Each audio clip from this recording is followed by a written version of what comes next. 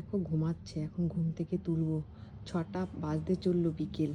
তো এখন যদি ঘুম থেকে না ওঠে তাহলে রাত 11টার সময় ও ঘুমাবে না মেয়েটা। এই দেখো কথার আওয়াজ শুনেই